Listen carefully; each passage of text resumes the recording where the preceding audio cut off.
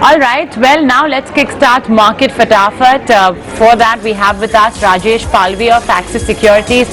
And from our research desk, we are joined by Vivek and Varun. Okay, morning, afternoon, everyone. Thank you so much for joining us. And let's kickstart the show first up with a BPCL. Interestingly, Moody's has really sounded off the alarm bells over here. They have warned that this company is, staring at the potential rating downgrade because of the impending divestment. Do remember that the government wants to divest of almost about 53%, a little more than that, of its stake in BPCL, and that, according to Moody's, is an event for downgrade. The privatization, which does obviously involve even change in management control, is something that would cause Moody's to give its credit rating in BPCL a relook, including all of its securities, even its bonds would have to be given a relook. Interestingly, however, BPCL is just where it is. It's 1.4% higher, so not much of a negative reaction seen on this, Moody's warning. Okay, let's move on and talk about, Power Grid, which as well has seen some tough days, perhaps having to do with that AGR rub-off of sorts, and then Ravi Shankar Prasad as well saying that even these guys with telecom licenses, even if the telecom business is extremely small, will have to pay up AGRs. Interestingly, however, today, Power Grid, as we speak, at the day's high, 3.5% of gains. Rajesh, what's your view?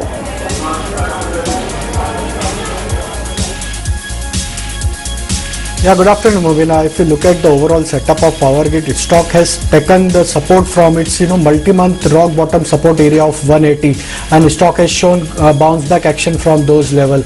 And in today's trade, we have seen huge open interest built up on the long side, or almost 23% open interest has been witnessed on the today's trade. So looking at the buying interest from the lower level, I feel that furthermore momentum we can see in the Power Grid in the near term, and we can see a target of 195 from the current level. So my advice would be to keep a stop loss of 184. Even at the current level, one can buy also for 195 target.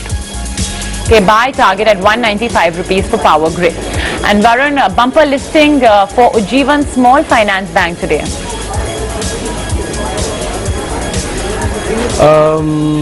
Ujjivan Small Finance Bank has had a pretty good response, I'd say, judging by all the trouble in the banking space. It's a small SFB, but it's seen a really strong response, and it's got great regional presence. It's got good marquee investors in it. The price to book is around 2.5 times. If you extrapolate today's listing gains into the price to book, it brings it up to around 3.5-4 times. So, and on the back of this, its parent company has also taken a holdco discount beating today, which will continue to factor that in. It also happened with Equitas, and Equitas will be the next company to also list their SFB, so we'll be tracking that closely as well. But all said and done, the bank has seen a really stellar response, strong institutional, retail and QIP interest. So we expect good things from this going forward, especially given that Nitin Chugh, who's leading the bank right now, is former HDFC digital head, and we've all seen what he's built there, so the prospects at Ujjivan look equally promising. Well, yeah, today, I suppose the IPO subscribers of Ujjivan Small Finance Bank are seeing some decent returns, 50% higher. Okay, Vivek, Tata Motors today, top nifty gainer. What's the trigger? Well, one of the most unlikeliest of candidates.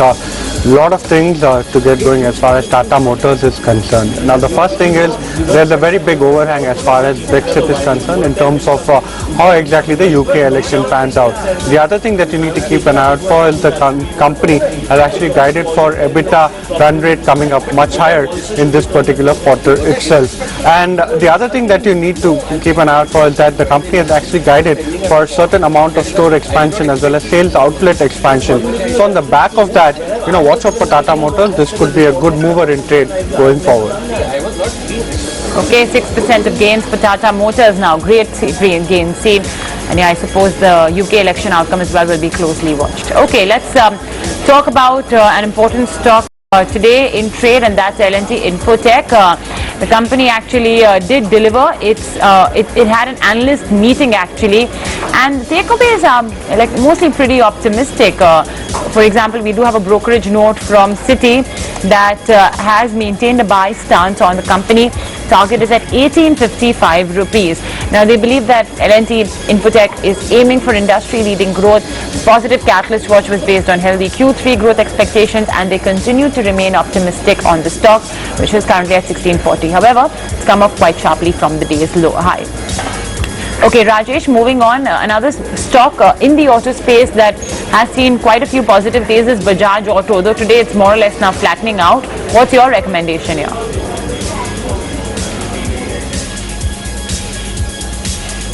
Yeah, if you look at the overall automobile pack, Bajaj Auto is the stock which has shown outperformance compared to other automobile stock.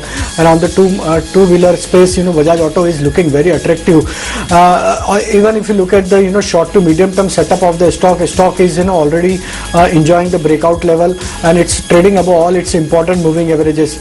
So looking at the setup, I feel furthermore upside we can see in the Bajaj Auto in the near term, and I'm expecting target of 3340 on the higher side. So at the current level, one can place a stop loss of 32.25 to remain long in the stock. All right, that's a view on Bajaj Auto. It's a buy call from Rajesh. Okay, Vivek, let's talk about Prakash Industries. It's got the Bhaskar Paramine. How important is it for the company? Well, quite a significant development coming in as far as Prakash Industries is concerned. Remember, now this particular company, given the fact that it has successfully bid for the Bhaskar mines, can now go ahead and execute coal mine development as well as a production pack with most of its suppliers, where it has a supplier pack. Now remember, the coal availability, most likely what the company is saying even in the press release yesterday is that given the kind of synergy benefits that exist, it's going to go ahead and significantly improve its operating margins. Now watch out for Prakash Industries. This could be a very big trigger going forward. All right, so that's 1% of gains for Prakash Industries. And we have another brokerage note. This time around, it's on Adani Ports. Morgan Stanley maintains an overweight stance here with the target price at 433 rupees. They do see that the Mundra port is growing faster than JNPT, and they expect a gradual improvement in trade as well as volumes handled by these ports. That in turn would obviously bode well. Adani Ports in its, in terms of its financials as well. Okay, big stock in news is Infosys. Not such good news coming in, and as you can see on your screens, on an intraday basis, there's been a sharp drop in the stock price. It's trading at 703. This after Shah Law Firm has announced that it's filing a class action lawsuit against Infosys, and in fact, they are also alleging that the CEO, Salil Parekh, skipped standard reviews of large deals to avoid accounting scrutiny, and it used improper recognition of revenue to boost short-term profits. 2.5% lower for Infosys. Rajesh, do you have a technical recommendation here?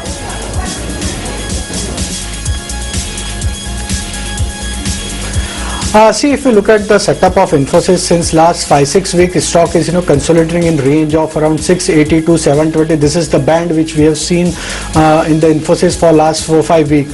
But still, if you look at the other data point, some sort of accumulation has been witnessed at the lower band of the stock. So I believe that once the stock manages to cross above 730.20, then only one should buy the stock. Then we can see probable upside target of 760 on the higher side. But if stock breaks below 680, then we may see furthermore downside, because as the stock is trading below its near-term moving averages. So if it breaks 680, then which will add furthermore bearishness in the stock, and it can further down towards 660 even 640 level on the lower side. Okay, so there you have it. That is then 703 rupees for Infosys and Rajesh's recommendation. And here's a reminder for all our viewers of the Times Network signature event, the India Economic Conclave, where we will discuss the road to the $5 trillion economy, and you get a rare chance to meet the minds that will shape this opinion. Ensure you mark your calendar for the 16th and 17th of December to catch the biggest lineup of the year. If you have not bought your tickets yet, what are you waiting for? Log on to www.indiaeconomicconclave.com to reserve yourself a seat.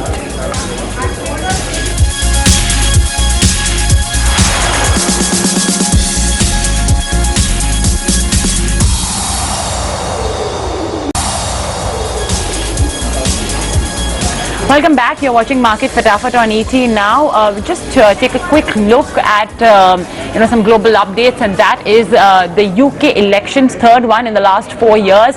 We have with us my colleague Chandra, who's joining us with an update on what's it looking like, who's leading, who's not exactly leading, in which crucial districts of the United Kingdom. So Chandra, over to you. Queues, I'm sure, have already begun across all voting booths. What's it looking like? What's the mood? Voting began just a while back here in the UK. I'm in fact outside a polling station right here in the west of UK. People have been trickling in since 7 a.m. and voting will end at 10 p.m. Now this, remember, is the third general election for the UK in 5 years. The first that's being held during winter in a century. As you can see, it's still very dark, drizzling, very cold, and that's how it's going to be for the rest of the day as well. But this is a very crucial election. The future of UK is riding on this. Brexit, of course, has been the main theme, but is it going to be the Conservatives who will prevail, or will Labour spring a surprise? We will hopefully know by 10 p.m. tonight, when the exit poll numbers will be out, and by the early hours of Friday is when we will get a clearer mandate on a clearer sense of what's really going to happen. If the Tories win, of course, we will see UK exiting the EU by January 2020, another trade agreement with the EU inked by the end of 2020. However, if the Labour Party wins, then we will see a second referendum in 6 months. The third case, of course, is if there's a hung parliament, then what will happen? Will a rainbow coalition be the way forward? These are some of the things that we will see over the next few months. But clearly a crucial poll for the UK, and we will be getting you more updates throughout the day. Okay, thanks Chandra for that. Let's move on. Varun, let's talk about an L&T. How important is this order win? So it's pretty significant. It's quite a large order even for a company like L&T, and just given all, L&T is quite a large entity, and given all the macro concerns and slowdown in infrastructure and cement prices correcting in the south a fair bit, it was all pointing towards maybe L&T seeing a lot of reduced business.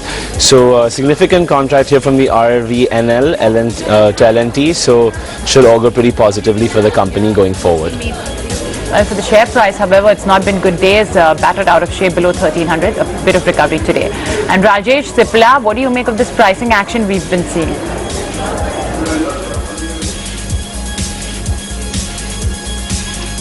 Though stock has shown some sort of buying interest in the intraday basis, but again, if you look at the overall setup, stock is trading below all its important moving average, and looking at the structure also, stock is in bearish territory.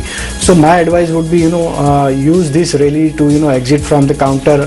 If it reaches to the level of around 470, 475 is a exit opportunity in the stock. Unless stocks not crosses and closed above 480 level on the week-on-week closing basis, stock will remain under pressure, and we may see further more lower level from the current prices.